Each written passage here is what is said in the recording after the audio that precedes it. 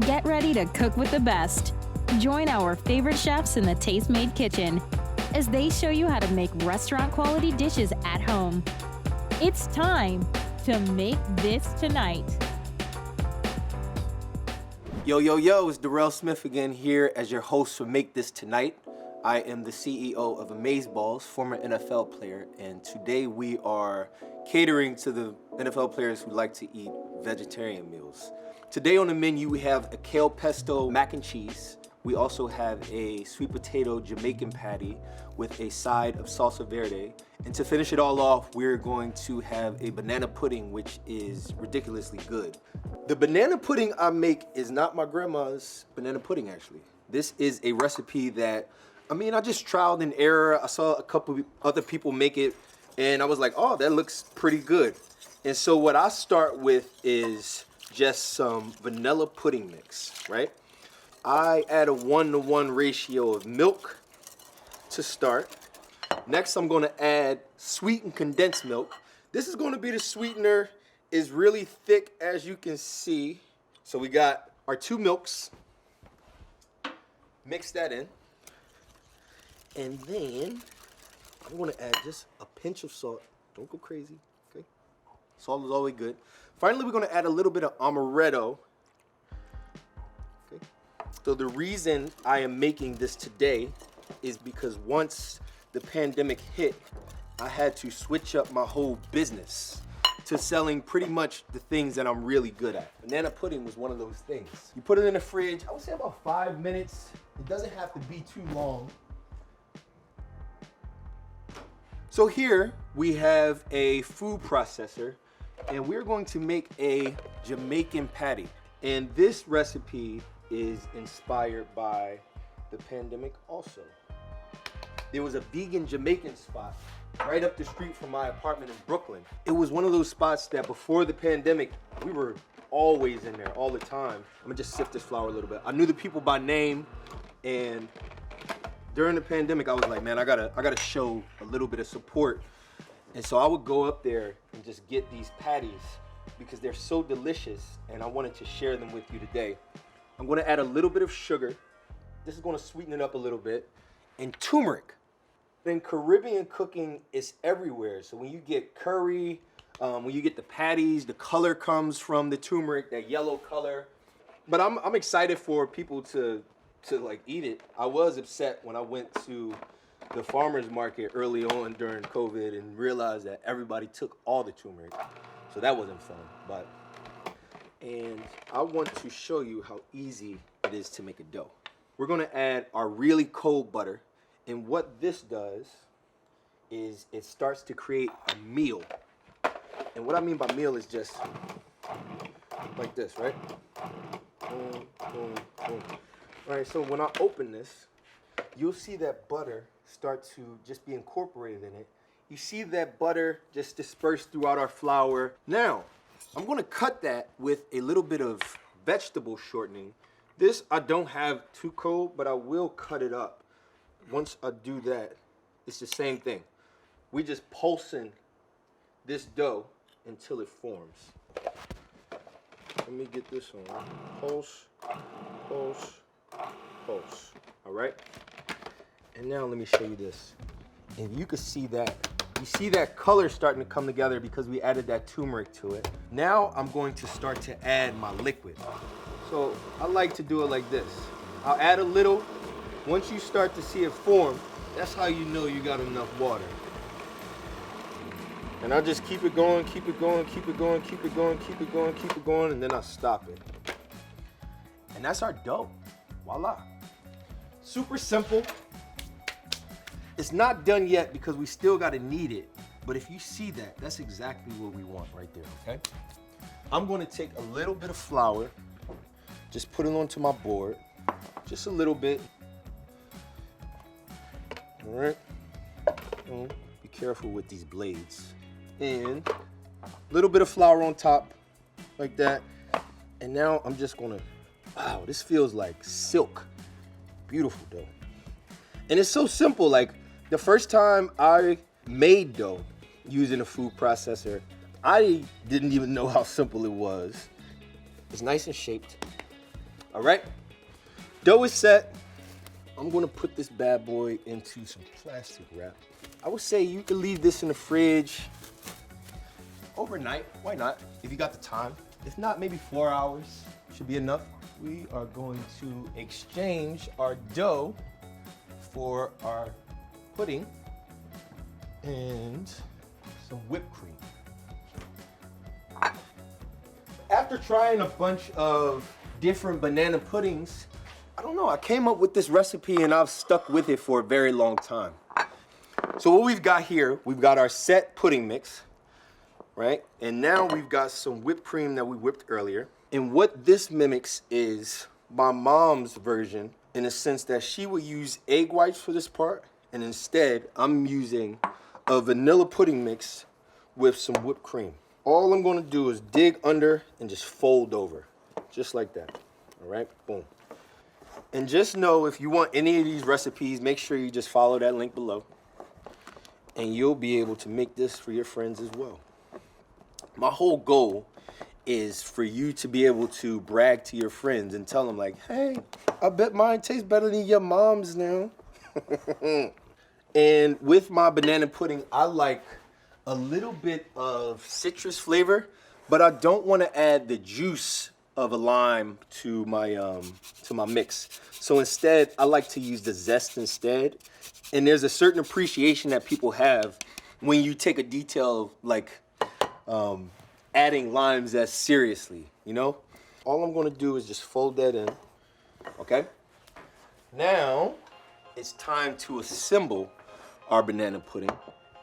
The way I assemble it is I always start with putting my vanilla wafers on the bottom of a pan.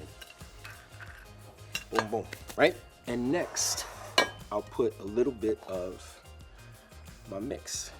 So banana pudding growing up is something that you eat during holidays. Usually it's one person in the family who makes it, all right? My mom was actually the one who would make banana pudding in our family. And so like in learning her recipes, I was able to adapt some of the things that she did and just add my own little twist to it. We're adding bananas, we're adding little wafers. And so now, like I said, there's usually one person who makes the banana pudding in a family, and that one person is me. And I just dropped the vanilla wafer. So we've layered it. I'm just gonna finish off these ingredients and just get to it, all right? I like to just finish the top with a nice layer of our mix. Taste it, because why not? Man, that's good. So we've got our banana pudding. We're gonna let this set in the fridge. When we come back, I'm going to show you how to make the most delicious sweet potato Jamaican patty that you'll ever have. And then we're gonna start with that Kale Pesto Mac and Cheese. Stay tuned. Welcome back. We have chilled our dough and it is ready to be rolled. We've got our sweet potatoes ready. We're gonna do a lot of stuff, okay? So just follow along. First, we're going to start with our filling for our sweet potato Jamaican patty, right? We're gonna get a little bit of salt, a little bit of pepper, a little bit of nutmeg, and I'm just gonna break this down. Yeah, so these we baked. I like to bake it because it brings out the sugar in the sweet potato. We are gonna add a little bit of maple syrup, but that's just to give it like a wintry feel maybe. All right, so got that going. So the place I used to go to in Brooklyn actually uses pumpkin. I like sweet potato. I grew up with sweet potato. I think sweet potato you can get all year round.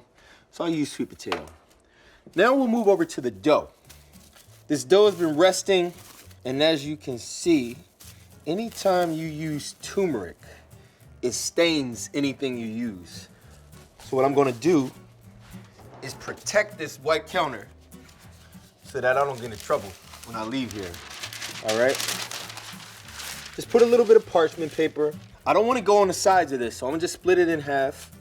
It's a beautiful dough. And I'm just gonna start by putting a little flour on top of it. Turn it over, put a little more flour. I'll press it down first. And then I'm just gonna roll this bad boy all the way down. I'm gonna try to get, I would say like 2 7-inch discs. There we go. I've got a mold. And we got 1. And we got 2. All right. If you want, you can preserve this dough, roll it back together. Boom, boom, boom, boom, boom. I'm actually gonna flip it over so I get the floury side on the outside. Now we're going to fill our dough. Now this place up the street from me in Brooklyn, just a lovely family, man. Like so many places in our neighborhood just had to shut down. You just start to appreciate a lot more things when you can't have it, you know? And this is something that always brought us comfort. I was up there at least once a week and I couldn't have it for a couple months. Right now, I'm gonna just go around that edge with a little bit of that egg wash. So today I'm only gonna build 2, but just know if you wanna make all of them, you could pop these in the fridge and freeze them and just bake them whenever you want, okay?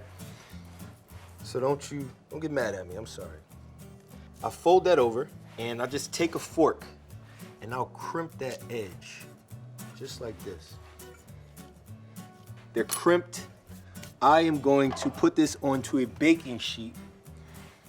So we've got 1, we've got 2. And then I'm just gonna hit the top with egg wash as well. And once we do this, I'm going to pop this in the oven and we're gonna bake it 30 minutes, 400 degrees. There we go. There we go, baby. All right, so we'll get started on this cheese sauce. And this is a really special recipe to me because once the pandemic hit and we were forced to stop making meatballs and serving them in the corporate setting, I just had to figure out what my role was, you know? And so for a little bit of time, I was sitting at home, I was sad, I was like, I don't know what to do. And then boom, George Floyd hits. And everybody's protesting around New York City, right? And a friend of mine reaches out like, hey, I started something called Fuel the People, and we're feeding the protesters, and we would like you to make a dish that we could feed to the protesters. And it was newfound life. Like I was able to use a skill that I had in order to help fuel a revolution, right? The way I make it is I'll melt some butter, okay? And you start it with a roux. So you got the butter melted, and we'll add that flour. And let me get a whisk. And the way I like to make my roux is I'll bring everything to one side, and I'll just mix it on this side, okay? The roux's done. But first I'm gonna put a little bit of salt. A little bit of salt in there. Got a little bit of chili flake. Nothing crazy. We got the mustard. We got the Worcestershire sauce. Boom. Now I'll add that milk. Boom. Oh, that smells so good. The cream. Get it going, get it going, get it going. Boom. All right. I've actually messed up with this before. It's not that hard to do. We got some nutmeg. We've got a little bit of smoked paprika. Mix that in. And once it gets to a good point, once I start to see it begin to bubble, slow bubbles, right?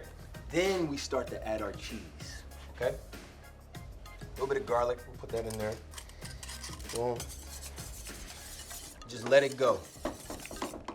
Cool. While this thickens up, we'll get started on our kale pesto. I was asked to make a kale pesto mac and cheese for a company a couple of months ago for a party that they did, and I fell in love with it. And so the way I'll do this, you just pulse it all down, right? I'll start with the kale and I'll start with the walnuts first. Next, I'll add my roasted garlic. We'll add our Parmesan cheese to this. Boom. And just a little bit of salt and pepper, actually. So now what I'm gonna do is I'm going to keep this on a consistent blend. and I'll add the olive oil slowly as we go along. So very slow drizzle. I'm not looking for it to be super moist because I'm adding it to a cheese sauce. Man, that smells good. Anytime you add that roasted garlic, oh my gosh. All right, we'll put this to the side. We got our kale pesto, we've got our roux. Now we're gonna add some Parmesan cheese. And this, I mean, it's like a bechamel almost. Traditionally, right, when I go home, my mom makes baked mac and cheese. For me, as I mentioned, when we were asked to cater the protest, I had to figure out how can I make a large quantity of mac and cheese for not too much money. And so I found that a mixture of Parmesan cheese and cheddar cheese, like a sharp cheddar cheese, is just a really good option. And now we're putting in our kale pesto, and just watch this thing turn a different color altogether. Kale mac and cheese sauce is done. Fire goes off. Up next, I'm going to drop this pasta, and when we come back, we got salsa verde. Welcome back. I'm Derrell Smith, and we've got some kale pesto cheese sauce. We've got our pasta. I'm going to take this and drain it in here. All right. Like that. And we're going to take this, put it into a bowl, and I'm going to show you how to build the flavor once we cook the noodles. So first we start with the butter, and then we hit it with a little bit of this seasoned salt, right? A little bit of that smoked paprika, not too much. We saw what that smoked paprika could do to that color. A little bit of regular salt, definitely not too much of that, and then pepper, all right? We're good with all of these, and I like to just mix it like this. We'll start with the shredded sharp, mix that in. Next, we'll put in our Monterey Jack. And then, finally, we also got some sharp cheddar cubes. This is gonna be excellent. Another thing I like to add is I'll put a little bit of sour cream. I think a huge theme for today and just the meals that I decided to make for everybody is family. And so all throughout this whole journey and all throughout today's lesson, I hope that's what you leave with. Family, yo. Whenever you find these recipes that you can relate to, share them, because you don't know how it would affect somebody. Whenever we got feedback from the people we fed during these protests, it was ridiculous how much love people showed. It was a feeling that I can't explain, because I felt as though I was doing the right thing for the right cause and also sharing a piece of my family with my now extended family, all right? The next step for this is to put it into the oven. And how we do that is we put it into my favorite kitchen tool, which is a cast iron pan. This bad boy sticks up to anything. You can put it on high heat, and this bad boy is just the best tool that you could have in any kitchen. So let's get all of that in there. Now, I'll put a little bit of panko breadcrumb on top, all right? And then this is for color, a little bit of parsley. So we just gonna put a little bit of that smoked paprika. Make sure if you wanna follow this recipe, you click that link below, all right? So we've got our seasonings on top. We got the red, we got the green, we got the panko. We're gonna pop this in the oven, 400 degrees, and we're gonna swap out our patties. And when we come back, I'll show you how to make a delicious salsa verde. Welcome back. It's time for the finale. Our mac and cheese is done, so we're gonna take that out the oven and just let that rest a little bit. Look how beautiful that is. We got that brown on top with that panko breadcrumb. Before I touch that, I'm gonna start on this salsa verde. And to do that, we have some parsley. We've got a little bit of cilantro. We've got some jalapenos. I kept a few seeds in because I want a little bit of that spice. And over here, we got some roasted garlic and also just some